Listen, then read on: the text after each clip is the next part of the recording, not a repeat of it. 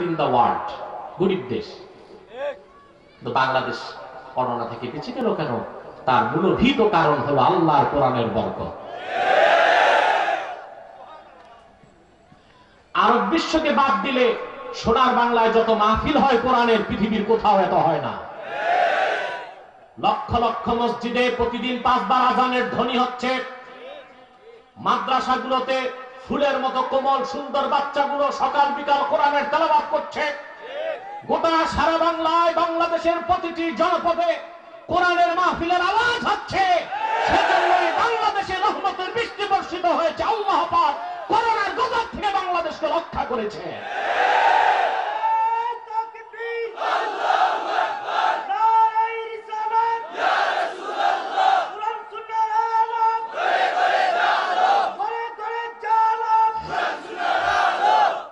তাহলে কোরআনের মাহফিল যত হবে দেশের কল্যাণ তত বাড়বে। আমি প্রশাসনকে সবিনয় অনুরোধ করব, বাংলাদেশের সব মাহফিলগুলোর অনুমতি দিয়ে দিন, সিনেমা হলগুলো বন্ধ করে দিন, মাদ্রাসাগুলো খুলে দিন, আর বিভাগীয় নাইট ক্লাবগুলো বন্ধ করে দেন। রহমত আসবে, সোনার বাংলা সত্যিকার সোনার বাংলায় পরিণত হয়ে যাবে। আর একমাত্র আল্লাহর কোরআনের ছোঁয়াতেই সম্ভব, ঠিক কিনা বলেন?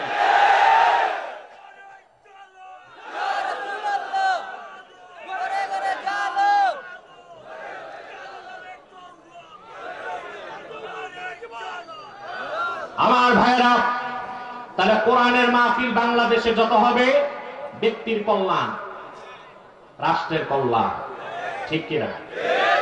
আমি বিভাগীয় কমিশনার, পুলিশ সুপার, জেলা প্রশাসক, আমাদের মুশাহিদ সাহেব সহ বিশ্বনাথ থানা কর্তৃপক্ষকে ধন্যবাদ জ্ঞাপন করছি। তাদের জন্য হৃদয় থেকে দোয়া করছি, যারা আল্লাহর কোরআনের মাহফিলের এই প্ল্যাটফর্ম সাজাবার সুযোগ করে দিয়েছে। বলেন আল্লাহুম্মা আমিন। আমরা দোয়া করব, কোরআনের পক্ষে যার অবস্থান তার দল কি আমরা তা দেখব না, সে মুসলমান, তার জন্য আমরা দোয়া করব ইহকালে এবং পরকালে, ঠিক কিনা? এই দোয়া আমরা হৃদয় থেকে করব। প্রিয় ভাই বন্ধুগণ, আর দেরি নয়, সরাসরি মূল আলোচনায় প্রবেশ করছি। আমার সঙ্গে আপনারাও তিলাওয়াত করুন, যেন প্রতিটি অক্ষরের নূর আল্লাহ পাক আমাদের হৃদয়ে উদ্ভাসিত করে দেয়। বলেন আল্লাহুম্মা আমিন। আউযু বিল্লাহি মিনাশ শাইতানির রাজীম। বিসমিল্লাহির রাহমানির রাহিম। আলিফ লাম মিম। যালিকাল কিতাবু লা রাইবা ফীহি হুদাল লিল মুত্তাকিন। সাদাকাল্লাহুল আযীম। বলুন সাদাকাল্লাহুল আযীম। ওয়া সাদাকা রাসূলুহুন নবিয়্যুল হাবিবুল কারীম। ওয়া নাহনু আলা যালিকা মিনাশ শাহিদিন ওয়াশ শাকিরিন ওয়াল হামদু লিল্লাহি রাব্বিল আলামিন। সূরাতুল বাকারার শুরুতেই আল্লাহ পাক কয়েকটি অক্ষর নাযিল করলেন, আলিফ লাম মিম, 3টি অক্ষর। তাফসীরের ভাষায় বলা হয় হুরুফুল মুকাত্তাআত। এই অক্ষরগুলোর অর্থ কি, ব্যাখ্যা কি আমাদের জানা সম্ভব না। চরম রহস্যময় অক্ষরমালা, সুবহানাল্লাহ। সব মুফাসসির হুরুফে মুকাত্তাতের ব্যাখ্যায় ব্যাপক আলোচনার পর চূড়ান্ত মত ব্যক্ত করেছেন। আল্লাহু আ'লামু বিমুরাদিহি বিযালিক। এগুলোর সঠিক অর্থ ব্যাখ্যা আল্লাহ তাআলাই ভালো জানেন। তবে আমার একটি মত আছে, আল্লাহ তো অবশ্যই জানেন, আল্লাহ রাসূলও জানতেন, ঠিক কি? যদি বলা হয় না রাসূলুল্লাহ জানতেন না, তাহলে তো বলতে হবে অক্ষরগুলো অনর্থক নাজিল হয়েছে। কোরআনে অনর্থক একটি অক্ষরও কি নাজিল হয়েছে? কারণ কোরআনের শুরু থেকে শেষ প্রতিটি বাক্যের, প্রতিটি শব্দের, প্রতিটি অক্ষরের ব্যাখ্যা আল্লাহ পাক তার রাসূলকে করে দিয়েছে। ইকো চলবে না, মাইক ম্যানকে বলো ইকোটা বন্ধ হবে, ইকোটা বন্ধ করে দাও।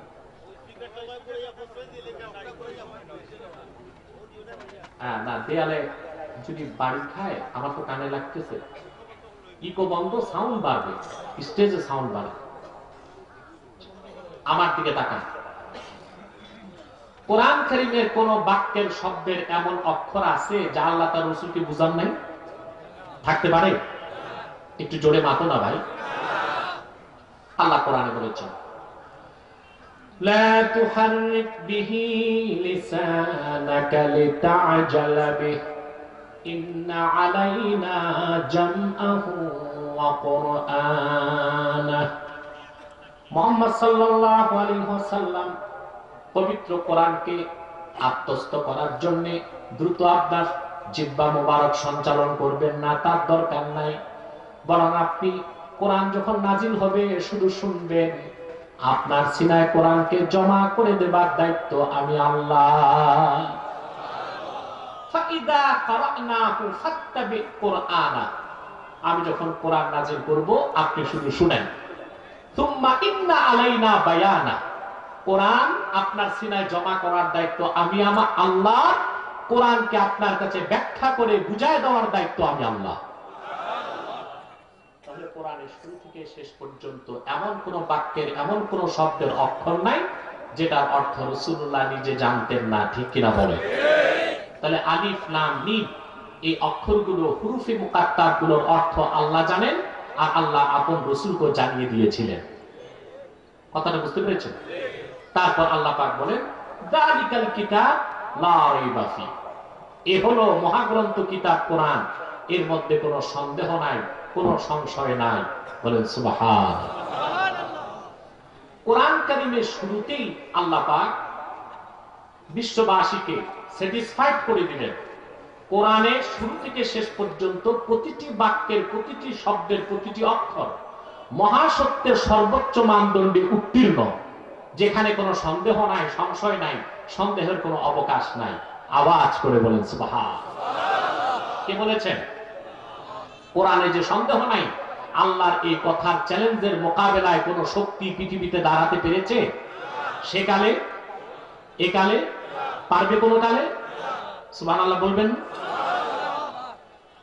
প্রতিটি জিনিস যাচাই করার, বাছাই করার একটা মানদণ্ড থাকে। কি থাকে? আমার কথা বুঝতেছেন? কানে ঢুকতেছে? একটু কথাও বলেন, আমার সাথে আপনাদের একটা রিলেশন থাকতে হবে, ঠিক কিনা? তাহলে আমি কথা বলে আনন্দ পাবো, আপনারাও বুঝবেন, ঠিক কিনা? কোরআন প্রতিটি জিনিস যাচাই বাছাই করার একটা মানদণ্ড আছে। কি আছে? আছে না? আপনার শরীর সুস্থ কি অসুস্থ, এটা যাচাই বাছাইয়ের মানদণ্ড হচ্ছে মেডিকেল সায়েন্স, ঠিক কিনা? স্বর্ণ আসল সোনা না লোহা না তামা না রূপা, তা যাচাই বাছাই করার একটা মানদণ্ড আছে, কোষ্টি পাথর, ঠিক কিনা? যে কোনো মতবাদ, মতাদর্শ যাচাই বাছাইয়ের একটা মানদণ্ড আছে। কোরআন কি দিয়ে যাচাই করবেন যে আল্লাহর বাণী? প্রশ্ন আসে না? কোরআন কারীম আল্লাহর শ্রেষ্ঠ কুদরত, মুহাম্মদ সাল্লাল্লাহু আলাইহি সাল্লামের শ্রেষ্ঠ মুজিজা। কোরআন কারীম এমন জিনিস যা যাচাই করার, বাছাই করার কোনো মানদণ্ড নাই। কোরআনের প্রমাণ নিজেই কোরআন। একটি ফুটন্ত গোলাপ দেখলেই যেমন মনের ভিতরে ইয়াকিন পয়দা হয় এটা একটা ফুল, মধ্যাহ্নের দিবাকর সূর্যের দিকে তাকালে যেমন বোঝা যায় এটা সূর্য, উন্মুক্ত মনে কেউ যদি কোরআন তেলাওয়াত করে, তেলাওয়াত করলে সে বুঝবে এটা মানব রচিত নয়, আল্লাহর বাণী। কোরআনের প্রমাণ কোরআন নিজেই। সুবহানাল্লাহ। কারণ এর মধ্যে কোনো সন্দেহ নাই, কোনো সংশয় নাই। পৃথিবীতে যারা সংশয়বাদী, নৈরাজ্যবাদী, জড়বাদী, ইহজাগতিক, আপনারা যাদেরকে চিনেন, যে নামটা বললে নাস্তিক, তাদের সবকিছু যাচাই বাছাই করার মানদণ্ড হলো বিজ্ঞান। আল্লাহর হস্তে তোমরা সব বোগা,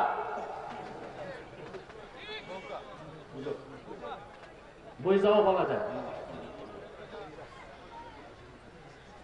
প্রিয় ভাই বন্ধুগণ, সংশয়বাদী যারা, ইহজাগতিক, জড়বাদী আছে না, তাদের আরেকটা নাম হচ্ছে ন্যাচারালিস্ট, প্রকৃতিবাদ। ওনারা মনে করে সবকিছু ন্যাচারাল সিলেকশন, প্রাকৃতিক নির্বাচন। নওয়াজুবিল্লাহ বলে তারা বিজ্ঞান পূজারী, সবকিছুতে বিজ্ঞানকেই প্রাধান্য দেয়। আর আমি বলে যাচ্ছি, আমি বলে থাকি বিজ্ঞানের 70% হচ্ছে রূপকথা। কেমন রূপকথা? যেমন কসমোলজি বিজ্ঞানের একটা শাখা আছে, সৃষ্টি তত্ত্ব। তার একটা গল্প তৈরি করছে চমৎকার, যে আজ থেকে 450 কোটি বছর আগে, তার মানে 4.5 বিলিয়ন বছর আগে পৃথিবীতে ছিল পানি। পানির আগে আরেকটা কাহিনী আছে, ওইটা বলতেছি না, আমি দ্বিতীয় কাহিনী বলি বিজ্ঞানের। কি ছিল? কত বছর আগে? 450 কোটি বছর আগে, 4.5 বিলিয়ন ইয়ার্স এগো। 450 কোটি বছর আগে ছিল পানিটা, দেখছে কে? বেশ ভালো কথা। তারপর কি হলো? তারপর কোটি কোটি বছর পরে সমুদ্রের পাথরের মধ্যে সালোক সংশ্লেষণের মাধ্যমে সূর্যের তাপে কিছু উদ্ভিদ জাতীয় জীব জন্ম নিল। ধীরে ধীরে তা পরিণত হলো এককোষী জীব অ্যামিবাতে। অ্যামিবা ফিউশন এর মাধ্যমে প্রাণীতে রূপ নিতে নিতে এটা হলো একটা জলজ প্রাণী। তারপর বিবর্তনবাদ, যেটা ডারউইনের গাঁজাখুরি মতবাদ, সেটা এক সময় হয়ে গেল ব্যাং। ব্যাং ধীরে ধীরে বিবর্তনে হয়ে গেল বানর। তারপর বানরের এখন থেকে 27 কোটি বছর আগে, বানরের বয়স যখন 2 কোটি বছর, তখন বানর লেজ পড়ে গেল, সোজা দাঁড়ায় গেল, হয়ে গেছে মানুষ। এটা দ্য থিওরি অফ এভোলিউশন বিবর্তনবাদে চার্লস ডারউইন বলেছে। আহা, এই মতবাদ লেখার সময় যে ডারউইন সাহেব কয় পোটলা মেয়াদ উত্তীর্ণ গাঁজা খাইছে, এটার হিসাব আমার কাছে না। এটা মেয়াদের গাঁজা খাইলেও মানুষ এত পাগল হয় না। ওই শুনতেন না বাল্যকালে নানি দাদিরা ঠাকুরমার ঝুলি গল্প শোনাইতো নাতিকে? রূপকথা কি? এক দেশে ছিল এক রানী, রানীর ছিল এক ঘোড়া, ঘোড়ার ছিল 8 পা, 6টা লেজ, 3টা মাথা, 4টা পাখা।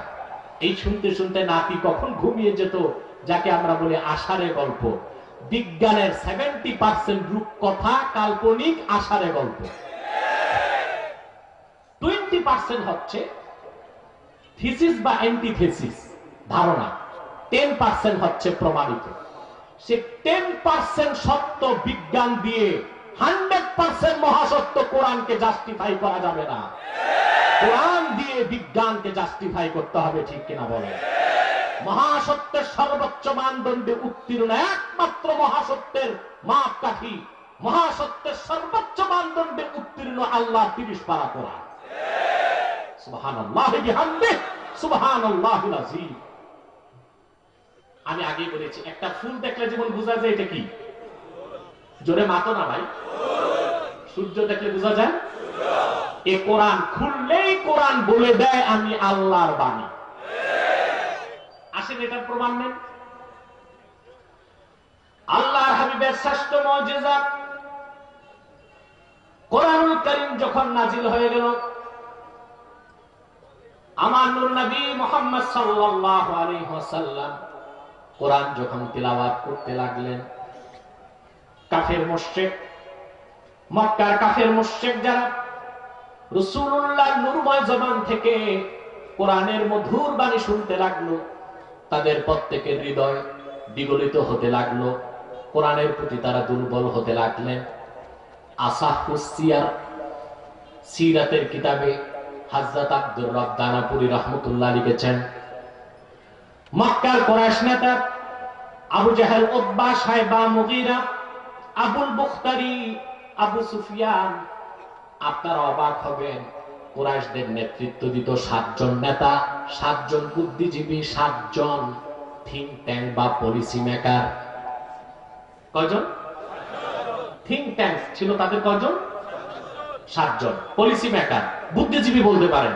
আমাদের কিছু আছে, তবে তাদের দৌড় কতটুকু তা আপনারা দেখছেন, সেদিকে আর গেলাম না।